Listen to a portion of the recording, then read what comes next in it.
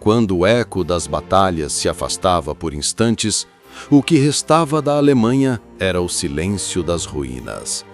As aldeias fumegavam, as igrejas jaziam profanadas, os campos transformavam-se em ermos onde nem a erva ousava nascer.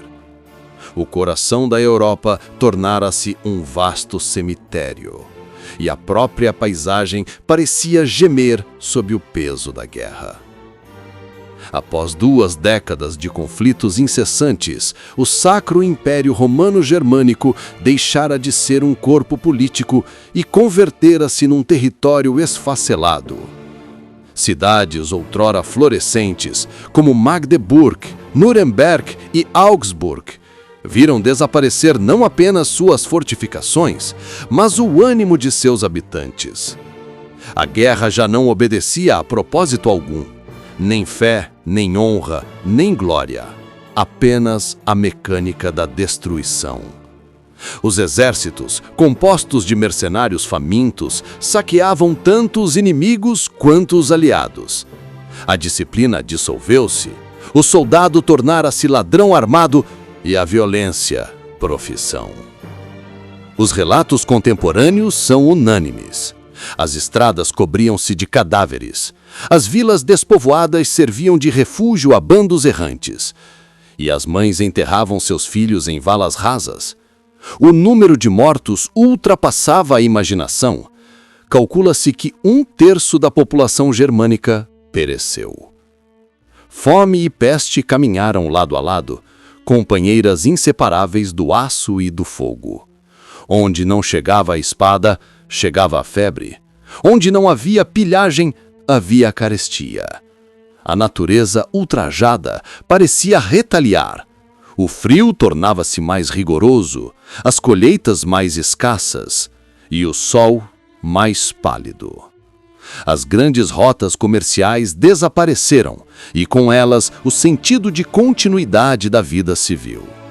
Mercadores, monges, camponeses, todos, indistintamente, foram reduzidos a errantes.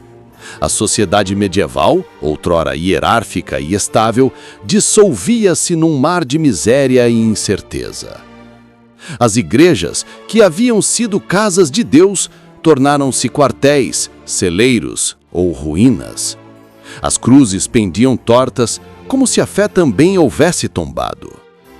A palavra divina, outrora pregada como salvação, tornara-se causa de discórdia. Os púlpitos ecoavam discursos de ódio travestidos de zelo. O colapso espiritual refletia o material. A cristandade europeia estava em fragmentos. Católicos e protestantes haviam sangrado tanto que já não se distinguia o justo do culpado. As confissões tornaram-se rótulos vazios e a guerra um ritual de expiação coletiva. Surgiu nesse vácuo uma nova espécie de desespero, não o religioso, mas o existencial. O homem europeu, habituado a ver na história a mão da providência, via-se agora entregue ao acaso e ao ferro. O sentido da vida recuava diante da brutalidade da sobrevivência. Cronistas da época descrevem vilarejos alimentando-se de cascas, raízes e, em casos extremos, de carne humana. As mães, em desespero, abandonam as crianças. Os padres fogem antes dos fiéis. Os nobres, outrora protetores, tornam-se predadores. A ordem social havia colapsado. As rotas migratórias multiplicaram-se. De um extremo a outro do império, famílias inteiras vagavam sem destino, buscando refúgio em cidades que já não existiam. O mapa europeu converteu-se num mosaico de fugas. A Alemanha transformou-se em êxodo perpétuo. O drama germânico não era apenas nacional, mas simbólico. O centro espiritual da Europa, aquele mesmo que dera à luz Lutero e a Reforma, tornara-se palco de sua própria aniquilação. Era como se o continente estivesse sendo purgado pelo fogo que ele mesmo acendera. E nesse fogo ardiam também as esperanças da velha cristandade. As promessas de um império universal, de uma unidade da fé e da lei, haviam sido devoradas pela realidade das armas. O que restava da Idade Média derretia-se sob o peso de uma modernidade nascida do sofrimento. O povo, reduzido à animalidade, deixava-se conduzir pela necessidade imediata. A moral sem chão cedeu à astúcia. O furto e o engano tornaram-se virtudes de sobrevivência. A civilização europeia, outrora orgulhosa de sua razão e de sua fé, mirava o espelho de sua própria barbárie. Nem mesmo o clero escapava à corrupção da miséria. Bispos vendiam sacramentos, padres abandonavam paróquias, mosteiros eram saqueados por aqueles que neles buscavam refúgio. Deus parecia ausente ou indiferente, e a teologia, impotente, silenciava ante o absurdo. Nesse abismo moral e físico germinavam as sementes do novo pensamento europeu. A experiência da destruição ensinou ao homem que o poder não podia ser absoluto e que o direito dos povos à sobrevivência exigia ordem e equilíbrio. Da morte da fé política brotava a ciência política. Muitos dos que atravessaram a guerra não se tornaram santos, mas céticos. O espírito europeu, ferido, passou a desconfiar tanto da igreja quanto do trono. Nascia, ainda timidamente, a ideia de que a salvação deveria ser buscada não no além, mas na terra, no pacto, na razão, no contrato.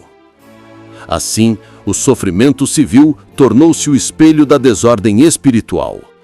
A paisagem devastada da Alemanha era o retrato visível de uma alma coletiva em colapso. A Europa havia perdido não apenas o seu corpo político, mas também sua fé no sentido último da história. O vento que soprava sobre as ruínas carregava um presságio. Sabia-se nas cortes e nos campos que nenhuma paz seria possível sem nova arquitetura diplomática, sem um concerto que substituísse a teocracia extinta por uma nova ordem europeia baseada no equilíbrio de forças humanas. Dessa intuição nascia, ainda informe, a esperança de uma negociação universal. O encontro de príncipes e emissários para dar fim ao sofrimento. Mas o caminho até lá ainda seria longo, tortuoso, cheio de traições e manobras. O abismo não se fecha de um salto. Na próxima aula, contemplaremos esse esforço de reconstrução. O lento despertar das consciências políticas, os congressos, as intrigas, as tratativas entre Viena, Paris, Estocolmo e Espanha. Será o prelúdio da paz. Uma paz que custará tanto quanto a guerra.